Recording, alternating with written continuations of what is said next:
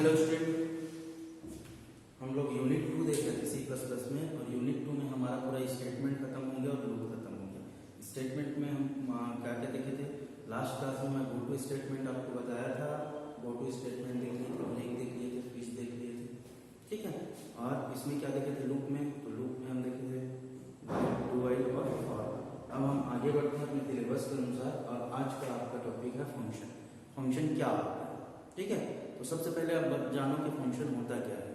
तो C plus plus में function ये सी प्लस प्लस में फंक्शन ये स्टेटमेंट में क्या होता है, समझ होता है। मतलब बहुत सारे स्टेटमेंट मिलकर क्या बनाएगा? फंक्शन बनाएगा। हर एक प्रोग्राम में एक फंक्शन होता ही है। मतलब कोई भी आप प्रोग्राम बनाओगे उसमें एक फंक्शन होगा ही।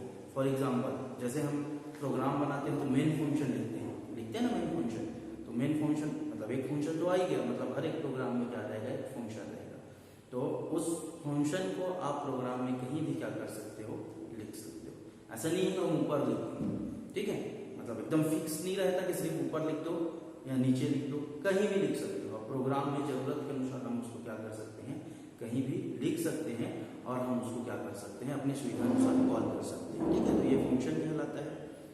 अब देखो फंक्शन के फायदे क्या होते हैं भाई। जैसे आप सी में नहीं पढ़े हो फंक्शन, सी प्लस प्लस में पढ़ रहे हो, ठीक है। सी में पढ़े हो, सी में भी पढ़े हो फंक्शन, तो उसके फायदे क्या क्या होते हैं? तो देखो फंक्शन में लिखा हुआ कोड को बार बार लिखने की आवश्यकता नहीं होता। मतलब एक बार हम लिख दिए, उसको बार बार लिखने की जरूरत नहीं होता। दूसरा, फंक्शन प्रोग्रामर का समय और प्रोग्राम का स्पेस बचाता है। क्या क्या बचाएगा? प्रोग्रामर का समय बचाएगा और प्रोग्राम का क्या बचाएगा? स्पेस बचाएगा। तीसरा, बड़े प्रोग्राम को छोटे छोटे फंक्शन में क्या कर दिया जाता है? विभाजित किया जाता है। तो बहुत बड़ा प्रोग्राम बना दिए हो, तो आप उस प्रोग्राम को क्या देखने में बहुत बड़ा लगा, तो उसको क्या करेंगे? हम उसको छोटा छोटा फंक्शन बना देंगे, और फंक्शन बना के क्या कर देते हैं? विभाजित कर देते हैं।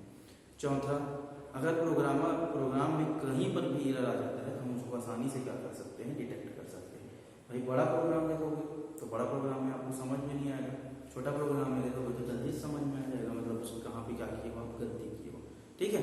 जहां पर जरूरत हो वहां पर फंक्शन को क्या कर सकते हैं? कॉल कर सकते हैं। तो ये मैं 5 एडवांटेज बताया हूँ। 5 एडवांटेज को क्या करना? नोट करना, ठीक है। अब फंक्शन कैसे होता है? फंक्शन कैसे होता है तो आप जानते हो। सबसे पहले हम लिखते हैं, जैसे मैं आपको बता रहा हूँ एग्जाम्पल, जैसे हम लिखते थे मेन फंक्शन, लिखते थे मेन फंक्शन। फंक्शन के ये साइन होता है पैरेंथेसिस, ठीक है। ये फंक्शन का साइन हो गया। अब उसके बाद हम क्या करते थे? फंक्शन की स्टेटमेंट को लिखना रहता है तो हम क्या करते हैं? कर्ली ब्रैकेट ओपन करते हैं, फिर हम लिखते हैं क्या? स्टेटमेंट। क्या लिखेंगे? स्टेटमेंट 1। आप चाहो जब तक बढ़ा सकते हो। ये क्या बन गया? आपका फंक्शन बन गया, ठीक है। तो फंक्शन कैसे होता है? तो फंक्शन ऐसा, ठीक। अब देखो फंक्शन कितने प्रकार के होते हैं? तो फंक्शन कितने प्रकार के होते हैं? 2 प्रकार। अब दोनों प्रकार को आपको देखना है। एक होता है आपका इनबिल्ट या प्री डिफाइंड फंक्शन बोलते हैं उसको, ठीक है। इनबिल्ट या प्री डिफाइंड फंक्शन, और दूसरा होता है यूजर डिफाइंड। एक हो जाएगा आपका इनबिल्ट, क्या होगा आपका? इन बिल्ट, या इसी को क्या बोलेंगे? प्री डिफाइंड, ठीक है। पहला ये हो गया फंक्शन के टाइप्स है, और दूसरा क्या होगा? एक इनबिल्ट हो गया, और दूसरा होगा user defined. User defined function, ठीक है। User defined function. 2 प्रकार के फंक्शन, इनबिल्ट फंक्शन होता है और एक होगा आपका यूजर डिफाइंड फंक्शन, ठीक है। अब देखते हैं क्या होता है इनबिल्ट और क्या होता है यूजर डिफाइंड फंक्शन। तो सबसे पहले देखते हैं इनबिल्ट फंक्शन को। तो इनबिल्ट फंक्शन को प्री डिफाइंड या लाइब्रेरी फंक्शन कहते हैं, ठीक है। इनबिल्ट फंक्शन को प्री डिफाइंड या लाइब्रेरी फंक्शन भी कहते हैं। इनबिल्ट फंक्शन में हर एक फंक्शन के लिए अलग अलग हेडर फाइल प्री प्रोसेसर बनाए जाते हैं। मतलब हर इनबिल्ट फंक्शन के लिए हम अलग अलग क्या बनाएंगे? हेडर फाइल बनाएंगे। सी प्लस प्लस में बहुत सारे हेडर फाइल है, और इसमें अलग अलग फंक्शन को ग्रुप्ड करके क्या किया जाता है? रखा जाता है। अगर प्रोग्रामर चाहे तो खुद के लिए भी क्या कर सकता है? हेडर फाइल बना सकता है। जैसे मैं आपको एग्जांपल बताता हूँ। फॉर एग्जांपल इनबिल्ट का देखते हैं एग्जांपल। अब एग्जांपल हम लिखते हैं सी आउट। जितना भी प्रोग्राम पढ़े हैं हम क्या लिखते हैं? सी आउट, ठीक है। लिखते हैं सी आउट। तो ये सी आउट जो है ये ऑब्जेक्ट आइसोस्क्रिप्ट डॉट एच इस हेडर फाइल के अंतर्गत आता है। मतलब आप अगर किस हेडर फाइल को नहीं लिखोगे? अगर आप नहीं लिखोगे isostream.h, isostream.h। अगर ये हेडर फाइल हम नहीं लिखेंगे तो फिर इसकी कोई जरूरत नहीं, हम इसको लिखते हैं तब इसकी जरूरत। तो कहने का मतलब यही है कि ये ऑब्जेक्ट isostream.h इस हेडर फाइल के अंतर्गत आता है। अगर प्रोग्रामर isostream.h ये प्री प्रोसेस प्रोग्राम में नहीं लिखेगा तो सी आउट लिखने की जरूरत नहीं है, ठीक है। जैसे मैं एक और एग्जांपल बताता हूँ आपको, एक और एग्जांपल ले लो आप, स्ट्रिंग लेंथ। क्या है एग्जांपल आपका? String length.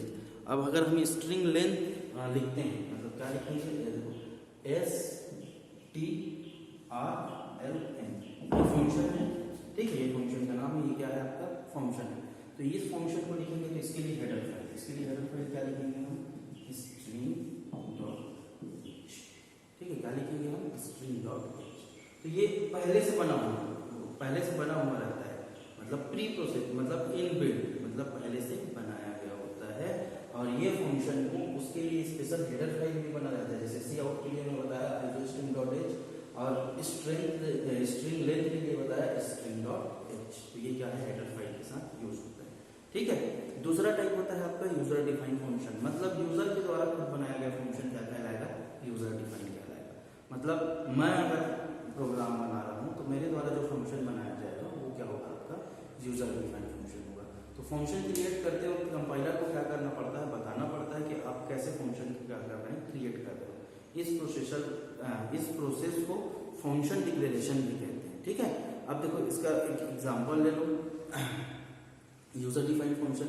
अब यूजर डिफाइंड फंक्शन को हम 3 भाग में बांटते हैं। यूजर डिफाइंड फंक्शन को कितने भाग में बांटेंगे? 3 भाग में। अब इसका 3 भाग कौन कौन सा होता है? तो सबसे पहले फंक्शन को डिक्लेयर करेंगे, फंक्शन को क्या करेंगे? डिक्लेयर करेंगे, डिक्लेरेशन, फंक्शन डिक्लेरेशन। दूसरा होता है फंक्शन को डिक्लेयर करेंगे, फिर फंक्शन को क्या करेंगे? कॉल करेंगे, तो फंक्शन कॉलिंग, ठीक है। और तीसरा होता है आपका फंक्शन डेफिनेशन,